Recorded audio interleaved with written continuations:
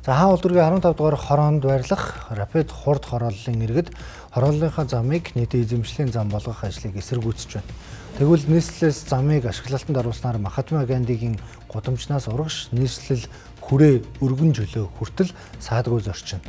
За төв замын ачаалаас хуваалцах боломж бүрднэ гэж тайлбарлаж байгаа юм.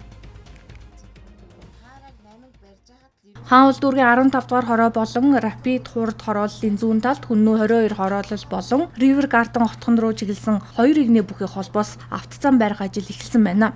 Энэ хүрээнд нийслэлийн замын хүчлийн газрын дарга од баярын ойролцоо хотхон хорооллын сууц өмчлөгчдийн холбоод болон иргэд аж ахуйн нэгжүүдтэй зөвшөөрөлдсөн гэж мэдээлсэнийг сууц өмчлөгчдийн холбооны удирдлагууд нэцаалаа.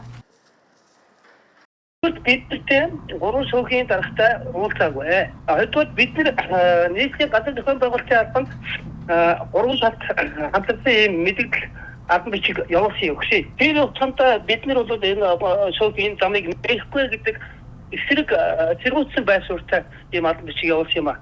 Атал энэ одоо иргэдэг хүн болохоор одоо бидний энэ албан бичгийг гуйвуулж ихтэй энэ гүтгсэн шимжтэй ийм мэдээлэл хийж энэ ард иргэдэд ингэж мэдээлэл хийж байгаа нь асар буруу юм хийж байна. Нийслэлийн зүгээс оргил ачааллын үеэр энэ хэсэгт маш их төгжрөл үүсдэг. Тиймээс хэсэгжилсэн ерөнхий төлөвлөгөөний дагуу нийтийн эрх ашгийг хангах зорилгоор Rapid хурд хороолол, Орчид парк, Хүннүү 22 хороолол, мөн River Garden хотхон хүртэл 2 игнээ бүхий холбоос автозам барьж байгаа. Мөн автозам барихтай холбоотойгоор хөдөлгөөний аюулгүй байдлыг хангах үүднээс ерөнхий боловсролын 130 дугаар сургууль орчимд стандартын дагуу хурд сааруулагчийг байршуулна гэж мэдээлсэн байна. Гэвч энэ шийдвэр иргэд оршин суугчдын аюулгүй амар тайван амьдрах нөхцөлийг ноцтой алдагдуулна гэсэн юм а. Бүгд л эсэргүүцэж байгаа. Өчигдөр бид нар бол ингээд шөнийн 5 хүртэл энд зогсцоож байсан. Тэгээ өглөө ингээд тараад одооноос цуглаж эхлэх гэж байна да.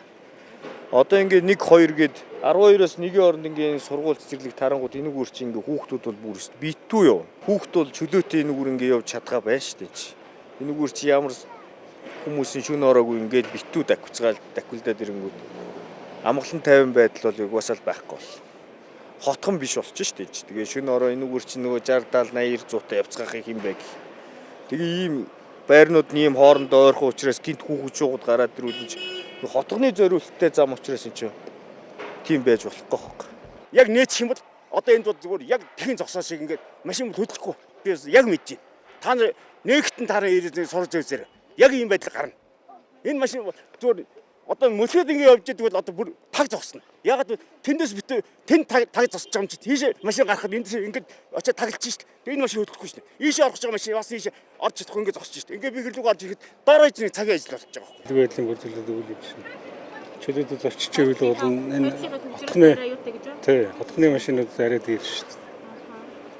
Тэгвэл энэ дээрэл ингээл мохор юм руу ирээд буцаал ингээл энэ чи уламжлалт төвшөртэй байгаа. Ингээд нэвт гарч ивэл бол зүгээр л. Иргэдийн хувьд уг зам нь хотхон руу нэвтрэх орц гарцын гол зам бөгөөд нийтэд нээвэл машины хөдөлгөөн ихсэж иргэд хотхондоо орж гарахад хүндрэлтэй байдал үүснэ. Мөн замын тус хэсэгт байрлах сургууль цэцэрлэгийн хүүхдүүдийн аюулгүй зорчих хөдөлгөөнд эрсдэл учруулна гэсэн байр суурьтай байна.